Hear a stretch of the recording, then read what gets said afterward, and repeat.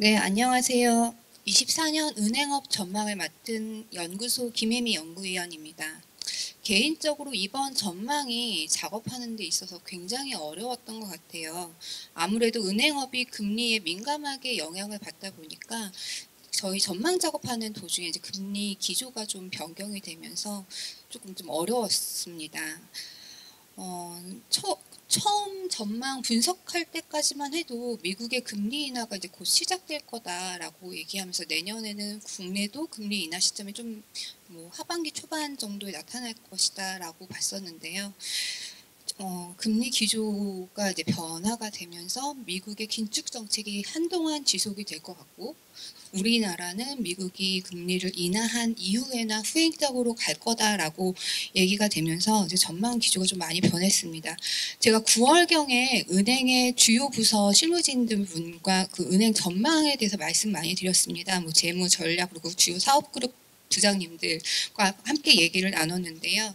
그때까지만 해도 내년 은행업은 그래도 긍정적인 면이 있다 이렇게 말씀을 드렸는데 오늘은 오히려 이제 금리 인하 시점이 한참이나 떨어진 그리고 여전히 고금리 상황이 유지되고 있기 때문에 은행은 오히려 성장의 한계에 부딪힌 것 같고 그리고 주어진 작은 파일을 차지하기 위해서 은행 간의 심도 깊은 경쟁을 펼치는 한 해가 될 것 같습니다. 네, 은행 산업의 먼저 시장 환경에 대해 먼저 말씀드리겠습니다. 시장 환경은 여전히 경기 회복세는 제한적입니다. 고금리 환경은 여전히 유지되고 있고요. 주식과 부동산 시장과 같은 자산 시장의 회복도 더디게 나타날 것 같습니다. 수요 측면에서는 대기업들이 지금 은행 대출을 통해서 많이 대출을 받았는데요. 우량 대기업들 중에 이제 고신용 대기업들이 회사채 시장으로 이동하면서 대기업의 대출 수요가 좀 감소할 것 같고요. 그나마 긍정적인 측면은 그 적격 대출 혹은 뭐 보금자리론이라고 말하는 정책 모기지 공급 규모가 내년에 대폭 축소될 거기 때문에 이 부분은 은행의 자체 주택 상품으로 넘어올 수 있다라는 그냥 긍정적인 측면이 있습니다. 경쟁 구도로는 앞서 말씀드린 대로 성장의 한계에 진입했기 때문에 은행들은 손님을 지키기 위한 혹은 쟁탈하기 위한 은행 간의 경쟁이 더욱 본격화될 것이고 그리고 24년에 예고된 대구은행의 시중은행 전환이라던가 인터넷 전문은행이 시중은행과 같이 동일한 포트폴리오로 가기 위해서 여러 사업을 다각화한다던가 이런 그리고 대환대출 인프라가 등장한다던가 이런 요소들이 아마 은행의 경쟁 구도를 변화시키고 경쟁을 심화시키는 요인으로 더 적용될 것 같습니다. 마지막으로 규제의 경우에는 가계대출 규제는 여전히 강화 기조로 유지될 것 같고요. 새롭게 손실 흡수 능력을 개선하기 위한 자본 규제가 대폭 강화됩니다. 전망 내용은 크게 여신, 수신, 수익성, 경쟁 규제로 나뉘어서 작성을 했고요. 차례대로 이제 말씀드리도록 하겠습니다. 은행의 대출 성장률이 높으냐 혹은 낮으냐에 대한 지표로 명목 GDP 성장률을 사용을 하고 있습니다. 그간 국내 은행들이 대출이 아무리 저조했다고 하더라도 명목 GDP 성장률 이상의 성장세를 그동안 보여왔는데요. 23년부터 은행 대출 성장률은 명목 GDP를 하회하는 굉장히 낮은 성장성을 보이고 있습니다. 은행 대출 성장률이 내년에 저조한 이유는 앞서 말씀드렸듯이 기업 대출 수요가 감소하고 가계대출의 경우에는 주택대출을 중심으로 소폭 증가하겠으나 정부의 그 강한 가계대출 억제 정책과 부동산 시장의 회복이 더디게 진행되고 있어서 크게 회복하기 어렵기 때문에 올해보다 내년의 대출 성장률은 더 낮게 나타날 것 같습니다. 가계대출 먼저 말씀드리겠습니다. 가계대출은 23년까지 급격한 금리 상승이나 그리고 DSR 3단계 적용이라는 규제 강화, 그리고 부동산 침체, 특례 보금자리론과 같은 요인으로 인해서 크게 둔화되었습니다. 그리고 22년 말부터 신용대출은 급격한 마이너스 성장을 보이고 있는데요.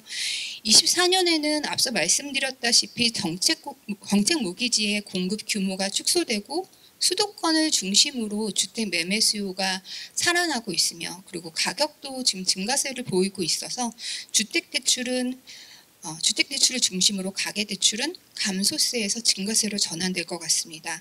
하지만 여전히 부동산 시장이 더디게 회복하고 있고 정부에서도 이제 가계대출에 대한 억제 정책을 계속 펼치기 때문에 예전과 같은 증가세를 내년에는 기대하기는 어려울 것 같습니다.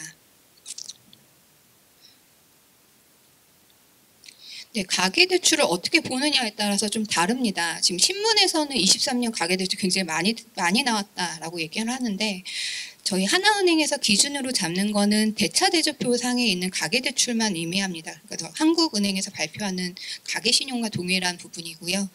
정책모기지까지 포함된 가계대출은 분명히 많이 증가한 것이 맞는데 저희 BS상의 정책모기지는 시차를 두고 사라지기 때문에 가계대출에는 이 부분이 제외됩니다.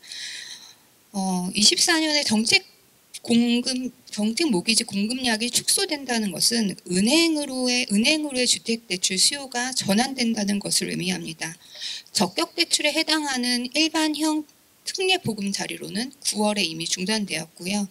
39조 원에 달하는 특례보금자리로는 10월 중에 완료가 될 것으로 보이고 향후에 우대형 보금자리로 그러니까 기존 보금자리론에 대한 공급은 내년 1월까지만 잡혀 있습니다. 그 이후에 대한 계획은 가계대출의 증가 속도를 보고 아마 결정할 것 같은데요. 아마 올해보다는 내년에 정책 모기지 자체가 줄어들기 때문에 주택대출 성장세는 올해보다는 내년이 확대될 것 같습니다. 또한 과거에는 주택대출의 증가세를 이끌었던 것이 바로 전세대출이었습니다.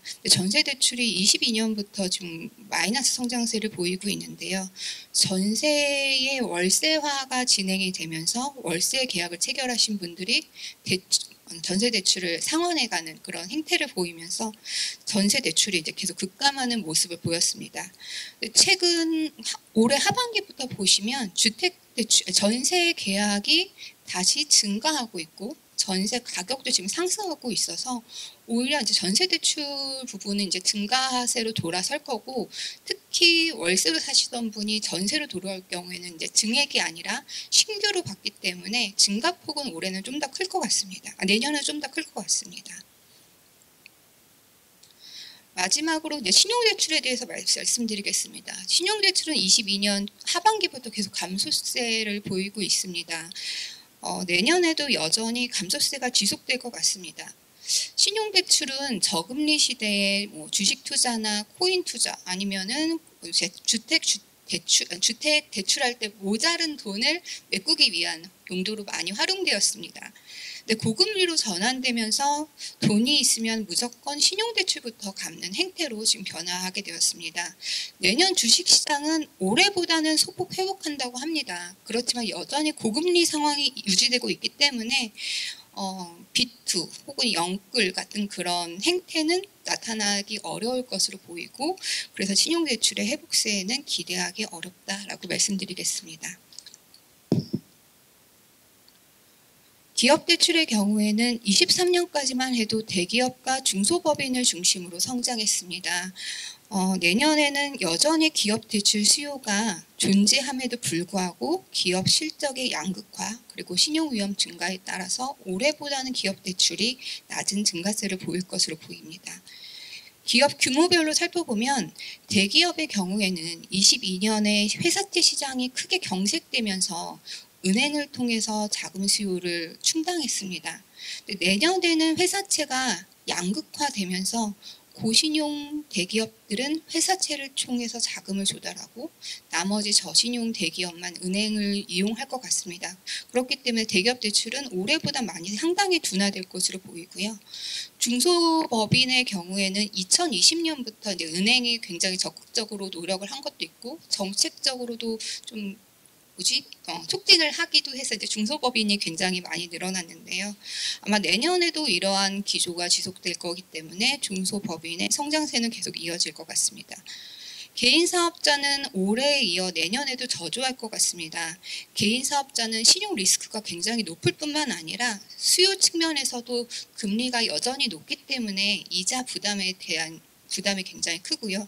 특히 이제 부동산 시장이 아직은 덜 회복됐기 때문에 개인 임대업자, 이런 분들의 뭐 주택 대출 수요 아니 대출 수요가 굉장히 낮을 것으로 예상되고 있기 때문에 개인 사업자 대출은 내년에도 저조할 것으로 예상됩니다. 예금의 경우에는 내년이 아마 11년 만에 가장 낮은 유입세일 것 같습니다. 시중 유동성이 축소되고 은행의 대출 성장률 자체가 둔화되기 때문에 예금 증가세는 둔화될 것 같습니다. 예금의 주요 유입 유형으로 보면 아무래도 고금리 환경이 지속되고 있고 은행의 LCR 규제가 정상화되고 있기 때문에 정기예금 중심으로 계속 유입이 될 것 같습니다. 그리고 22년 말 하반기 그리고 하반기 나타났던 정기예금 유치 경쟁은 아마 23년 하반기도 나타날 것 같고요.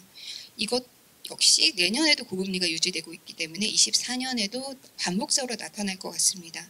이런 정기예금 유치 경쟁은 아마 금리가 대폭 하락하고 그리고 자산 시장이 회복돼서 대기성 자금이 많이 늘어나야지 요구불 예금으로 전환이 되는데 저희가 2026년까지 전망을 했는데 그때까지는 저금리 상황이 오지 않기 때문에 26년까지는 이러한 기조가 이어지지 않을까 싶습니다.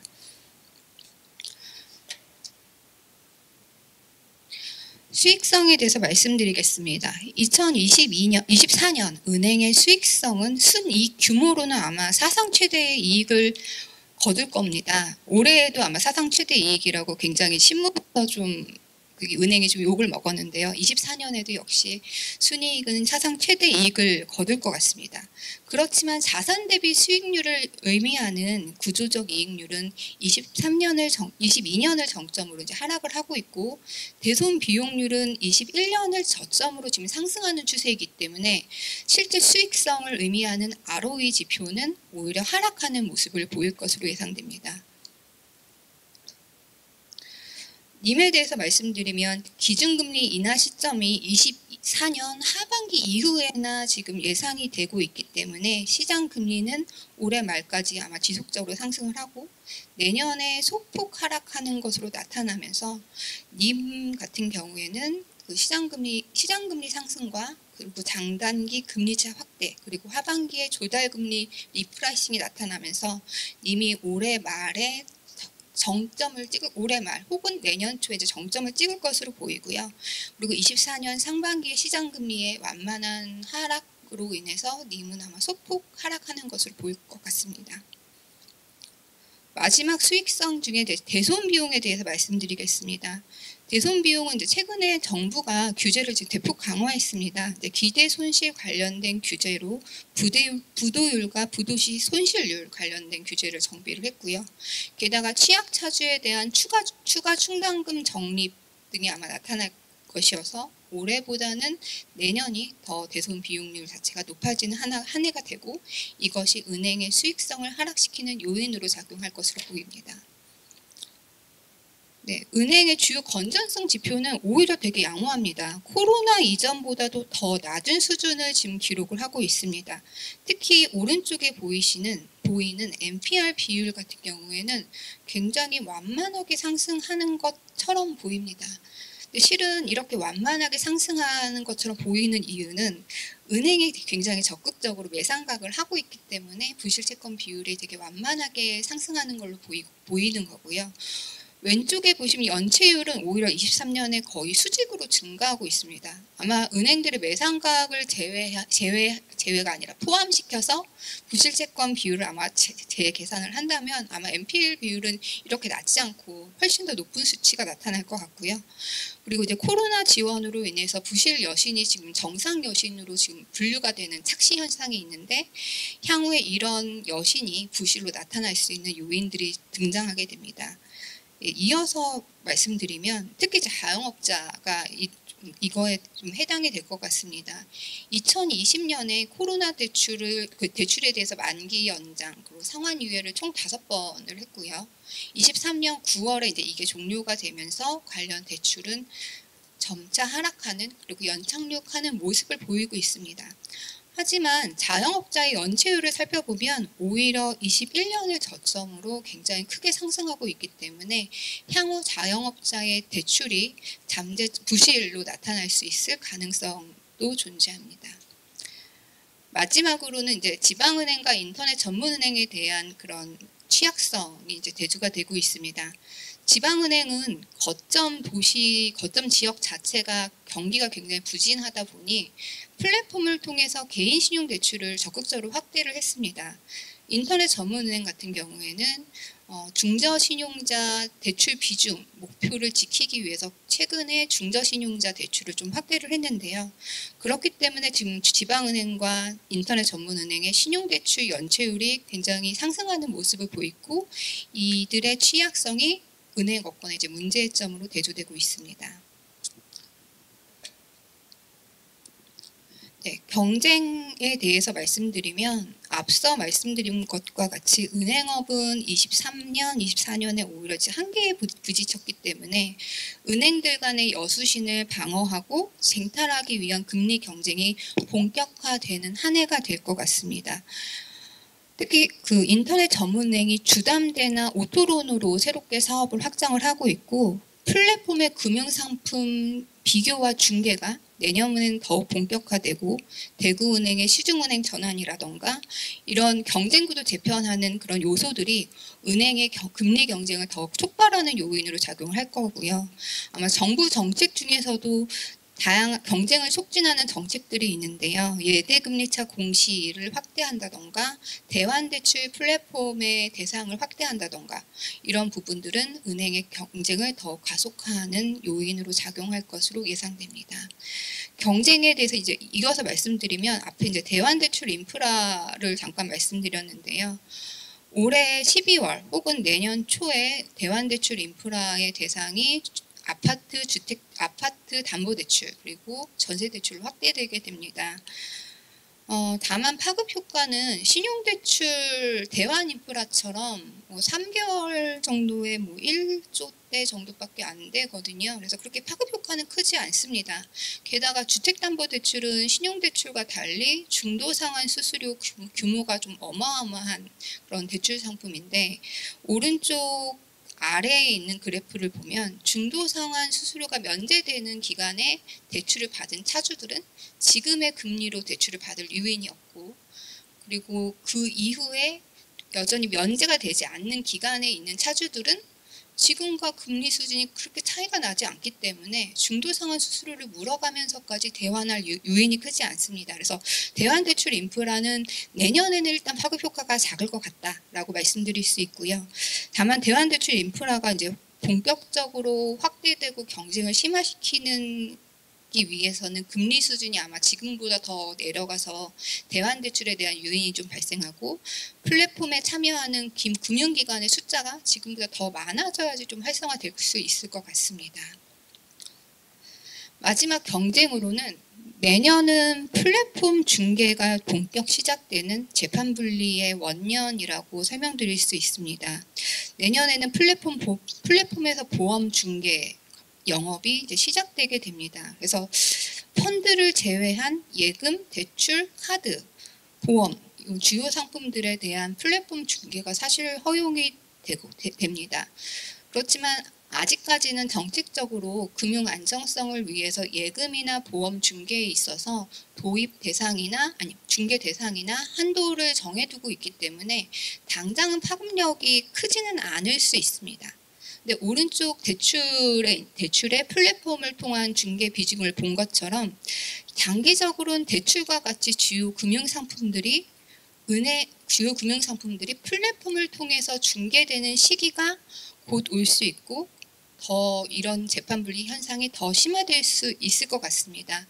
이러한 현상은 소비자의 경험, 비교해서 했더니 굉장히 편리하더라라는 경험과 그리고 학습 속도에 달려있는 것 같고요. 플랫폼을 통해서 금융상품을 비교하고 가입하는 것에 익숙해질수록 은행들은 손님과의 접점을 잃게 되고 결국은 플랫폼에 대한 종속 현상이 향후에는 나타날 우려가 있습니다. 마지막으로 규제 말씀드리겠습니다. 내년에 이제 규제 프레임은 경쟁 촉진을 위한 인프라 마련, 그다음 은행의 비금융업 수행 관련된 규제 완화, 건전성 강화를 위한 규제 강화 세 가지 특징이 있는데요. 앞선 경쟁 촉진 관련된 부분은 앞부분에서 설명드렸기 때문에 이번에는 은행의 비금융업 수행과 자본 규제 강화 측면에 대해서 말씀드리겠습니다. 먼저 은행의 비금융업 수행 관련된 내용입니다. 22년부터 은산분리 혹은 금산분리라는 단어로 지금 은행의 비금융업 수행을 계속 검토하고 있습니다. 지난 7월에 먼저 해외에서의 금산분리 완화가 시작됐습니다. 현지법에서 만약에 은행이 비금융업을 자회사로 둘 수 있다면 국내 은행도 진출해서 그 밑에 자회사로 뭐 여행사라던가 전자상거래 업체라던가 다양한 비금융 업종을 자회사로 둘 수 있게 하겠다라고 이제 규제를 완화했는데요. 아마 해외 같은 경우에는 골목상권 이슈가 당장 없기 때문에 해외부터 이러한 금산분리 완화를 시작을 했고요. 국내는 아직까지는 검토가 진행이 되고 있습니다. 7월 초 은행권 제도 개선 TF에서 내용을 보시면 여전히 은행의 비금융업 수행을 검토하고 있고 합리적인 범위 내에서 은행의 비금융업 수행을 허용하겠다라는 입장을 다시 확인시켜줬고요. 다만 이 규제 완화 시점이 언제가 될지 그리고 은행이 수행할 수 있는 그 비금융 업종의 범위가 어느 정도가 될지가 굉장히 중요한 관건이고 그 정도에 따라서 파급 효과가 다르게 나타날 수 있습니다. 마지막 규제로는 그 은행권 제도 개선 TF 논의 때 나온 그 내용인데요. 은행의 손실 흡수 능력을 강화하기 위해서 세 가지 제도를 새롭게 도입했습니다. 먼저 2016년에 도입됐지만 0%로 놓고 있어서 전혀 실효성이 없었던 경기 대응 완충 자본을 1%로 설정을 하였고요. 스트레스 테스트 결과에 따라서 은행의 추가 자본을 1에서 2.5% 적립하게 되는 스트레스 완충 자본이라는 자본 규제가 추가하게 됩니다. 이런 규제로 은행들은 최소 요구 자본 비율은 10.5%입니다. 그리고 디시브로 선정된 은행의 경우에는 11.5%인데요.